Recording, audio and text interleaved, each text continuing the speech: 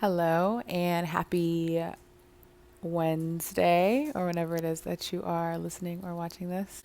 Um, we are back with another episode of Unique Moments where we take a moment to breathe, take a moment to pause, reconnecting mind, body, and spirit. And I have been breathing and I have been pausing and I have been moving and doing all the things.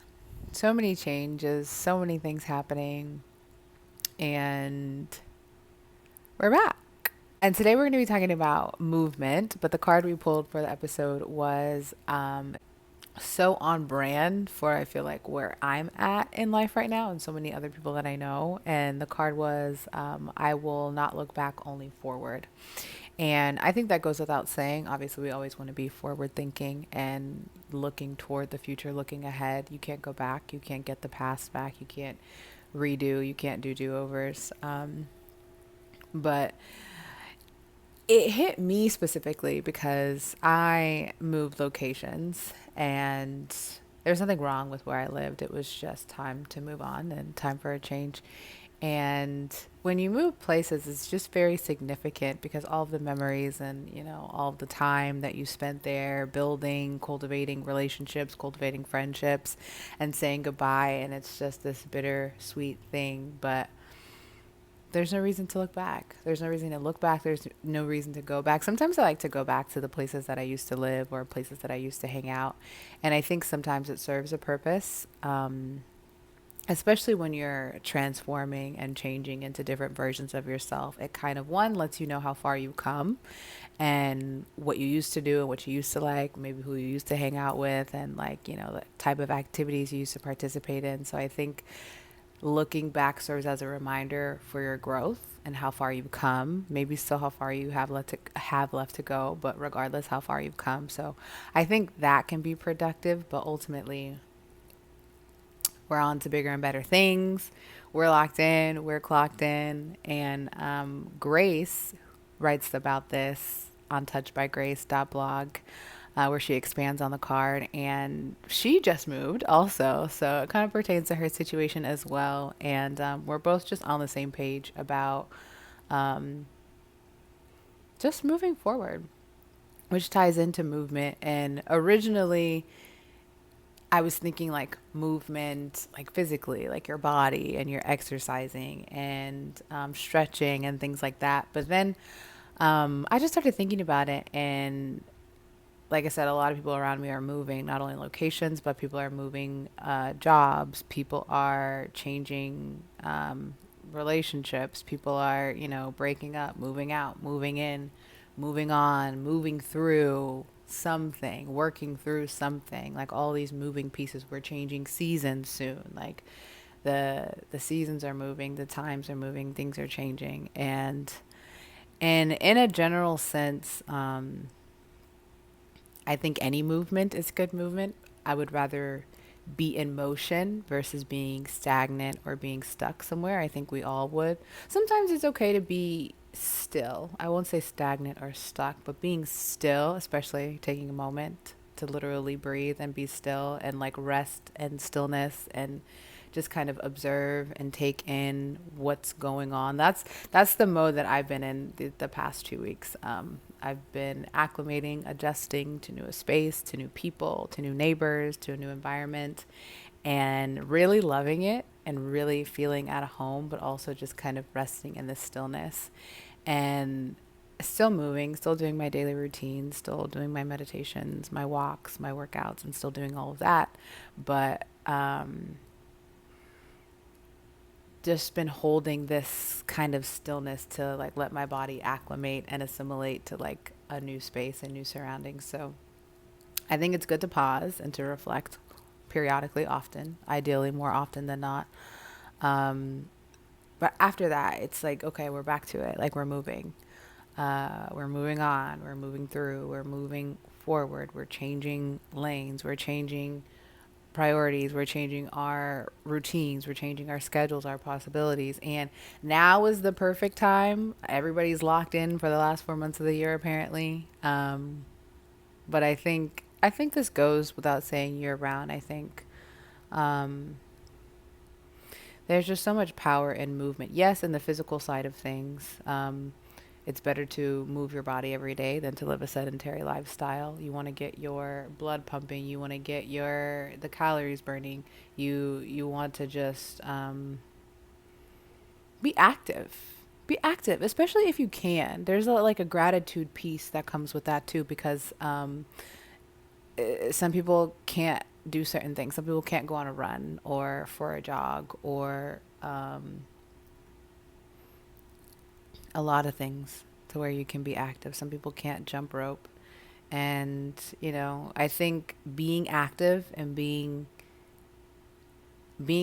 exercising and stretching or walking or whatever that looks like, it's a way of saying thank you, in a way for the privilege to be able to just be able. Is such an underrated blessing to be able. Forget what you're able to do, to just be able is so powerful, and it's such a blessing in itself. So it's like, how are you showing gratitude? Are you going to sit around all day? Sometimes the bed rot is necessary. Sometimes the bed rot is very necessary. Sometimes the doom scrolling is very necessary when you are in that rest mode, when you are in that stillness, when you just need a mental break from everything and everyone, when you need like a mental pause. Yes. But it's when we stay in that is where it becomes a problem. Because then, like, I feel like the harder you stay stagnant or stay stuck or are not moving, or you're not like picking it back up, you're not being resilient and just getting to the thing and getting to it, it gets harder and harder. Like, I know if I miss one day at the gym, it's like, okay, I'll go back the next day. If I miss 2 days, we're getting into some deep territory. 2 days, I have enough of a routine where I was like, okay, like I miss 2 days, I can get back. But like 3 days, 3 days makes me want to take off a week. And then if I take off a week, I'm like, Jim, who is that? What is that? No, I don't really do that often, but it's easier to do it the longer that I wait. And yeah, and I think that's with anything. The longer that you wait to post, the longer that you wait to reach out to someone, the longer that you wait to quit your job, the longer that you wait to apply for a job, the longer that you wait to apply for something, to do something, it's like you're just delaying forward movement. Like, nothing moves until you do, nothing works until you do. We can affirm all day long and manifest and pray, and God does work on God's own timing. That is a fact. So that's not to say like God doesn't move until you move, but kinda. More on that later, but kinda. I think that's a separate thing. I think God's timing is God's timing, but I think we always need to be doing our part. We always need to be doing our part, because it's like when you get out of school, and yes, you have a job, so I was like, oh no, no, no. Oh no, no. What is that? What is that?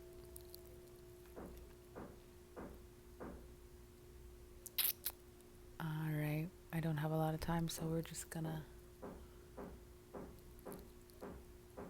run with whatever that is. What was I saying? What was I saying? What was I saying? What was I saying? That just distracted me so much. I don't know. I don't know the other things to say. One thing that this reminds me of, whenever I talk to my mom and we're on the phone, right before we hang up, she always says, "I'm gonna go do something, even if it's wrong." And I love that so much, because it's like, even if I don't know what to do, even if there's nothing to do, I'm going to do something. I'm going to take some sort of action on something. And I think that's what movement is about. I went to a sound bowl meditation yesterday, and there's just so much power, even if it's small little movements, where you're stretching your hands or stretching your feet, or you're doing neck rolls or shoulder rolls, or just moving your face up and down, moving your it's one, stretching is very good for the body. It releases all sort of tension and stress and hormones and things of that nature. But um, just the simple act of being able to move. And I think when you're able, quite literally, when you're just able to do all those things, you take you just take things for granted, and how freely you're able to move, and yes, move your body, but also just move about. Like, I think that was reflected whenever it was the pandemic and it was the lockdown. Like, I was still going places during the pandemic, even though they said things were closed. So I wasn't really restricted. But in the larger sense of the thing, we were restricted. It's like we took for granted just being able to go here or do this or walk outside freely with no mask and no protection. And it's like then you have someone policing like your movements. And even now, what they're doing in DC and what they're doing in other what they're doing with the police presence, it's like they're not saying your movement is restricted and you can't go here and you can't do this thing, but it's essentially they are saying that. Essentially, they are saying that. Um, so yeah, I don't really have much else to say. I think I'm still kind of just like processing and adjusting and assimilating to being in a new place. And yeah, main message, don't look back, only forward. Keep moving forward. Just keep swimming. Just keep swimming. And that's quite literally been my mantra for the whole year. And I think it's like we just got to make it to January. We're going to make it. We're going to be okay. But it's like we got to move through. We got to keep moving. We got to keep moving. There's going to be casualties. There's going to be hard days. There's going to be happy days. There's going to be impossible days. And for some reason, it always like turns up a little bit at the end of the year. Like the last 3 months, last 4 months, really. It's like October is that month for me for some reason. It's like everything just feels way more intense. So preparing for that, resting for that, but also getting ready to move and keeping my head forward, keeping my eyes on my own paper, staying in my own lane, doing what I gotta do, locked in, clocked in. And that is all I have. Until next time.